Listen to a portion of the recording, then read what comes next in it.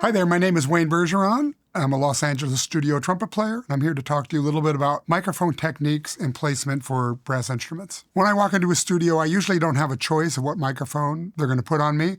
Most of the time on brass, most engineers will use a ribbon microphone. In my own home studio, I like to use a Royer 122 because of its figure 8 pattern, and I have a nice sounding room, so a lot of that sound goes into the back of the microphone, giving me a full sound. Almost no need for a room mic where I'm recording at my homeroom. As far as microphone distance and height, I've had a couple of engineers tell me on this Royer microphone, for instance, to point at the Royer logo, which puts my line of sight. I see this part of the microphone, and I think that just gets it off axis a little bit. And so I do that at home, and it seems to be a pretty full sound. I'm not sure how much of a difference it makes if you're up a little further, but I like the sound that I get using that reference point, so I stick with it in my home studio as well. I think the distance from the microphone should be about 1.5 feet. Seems to be a good spot, and that's because the trumpet is very noisy. There's a lot of sound on the bell. A lot of engineers will put the microphone right up on top of the trumpet, so you hear all the bad stuff in the trumpet sound, and you can get rid of it with a room plug-in and things like that. But if you just get away from the bell a little bit, you get the clarity of the instrument. It's like that on any instrument. Saxophone's the same thing.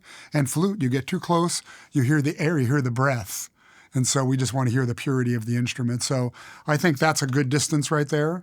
If you're playing a little softer, you could get a little closer. I think I would just turn up the mic pre and stay the same distance personally. I know I'd mentioned not getting too close to the mic. But when we're using mutes, it's a lot softer, obviously, so you can get a little bit closer to the microphone. A lot of times, look, this is a plunger mute, for instance, and this makes this sound, of course.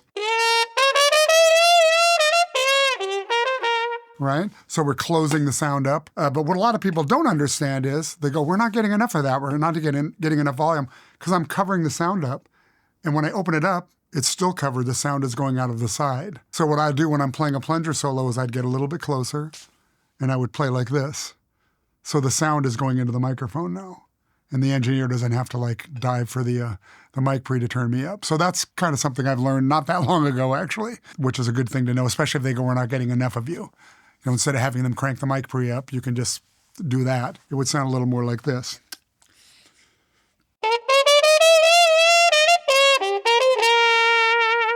So other mutes that are in the trumpet family that we use a lot, especially in jazz, is the cup mute. It's called a cup mute because it's actually a cup. This one is adjustable, so you can pull it away from the bell to create more distance and get it louder or softer. Kind of a cool place is right about there. But once again, when you're playing a muted instrument, it's softer. So you can, when I'm in the studio, instead of telling the engineer I'm playing a cup mute, I tend just to get closer to the mic to help them out. And so they don't have to be adjusting and thinking about all that. They can concentrate on other things. But the other thing you can do, the sound is also coming out of the side of this. So I'll play just a little closer so you can hear that.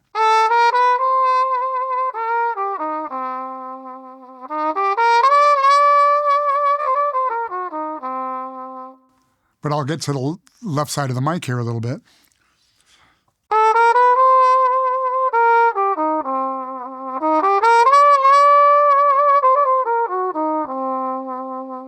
And you get a little more level by not pointing right at the mic. So that's something else that can be done with the cup mute. Also, with this cup mute, I can open this one up a little bit and make it louder.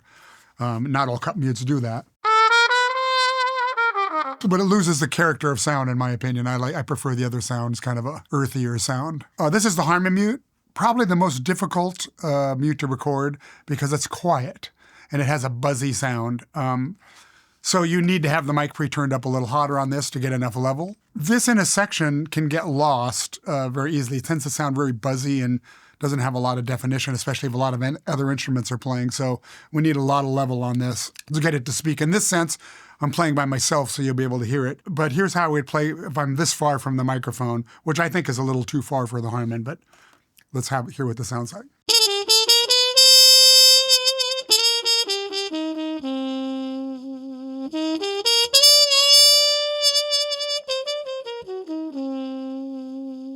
So I'm playing at a very comfortable volume. I'm pretty far from the mic. But here, playing a solo, I would choose to get up closer on the mic. I would let the engineer know, hey, I'm getting right on this mic. So we don't want it to be overloaded, obviously. But this should be a cooler sound, playing a little softer, closer to the mic.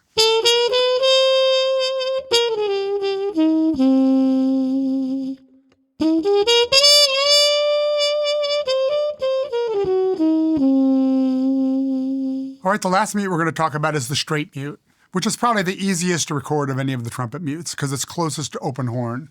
The straight mute is not necessarily quieter. It's a different color. It's an icier, colder kind of sound. It's used a lot in classical music, but it's also used in jazz and older big band jazz. In the 40s, the straight mute was kind of the mute, and it would brighten up the sound of the brass section. So to give you some reference, here's the open horn.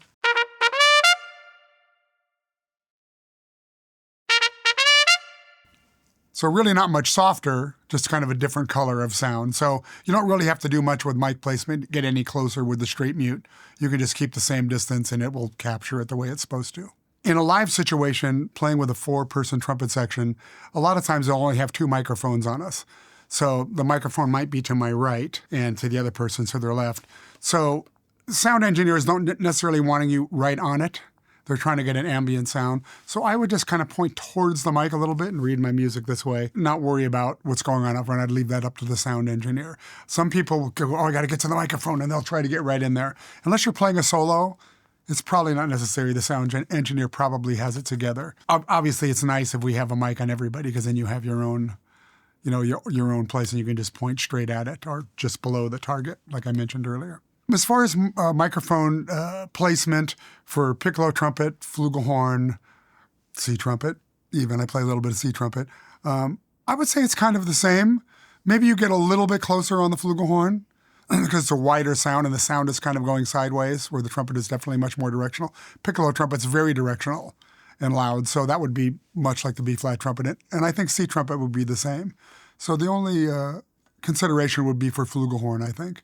But then again, you don't want to get too close with the flugelhorn either because you get some of the noise, which can be good. Some of that fuzziness can be good, but you don't want too much of it. There's got to be a nice balance. For more information on Yamaha trumpets, Royer microphones, or anything else you might need in your musical world, contact your Sweetwater sales engineer or go to sweetwater.com.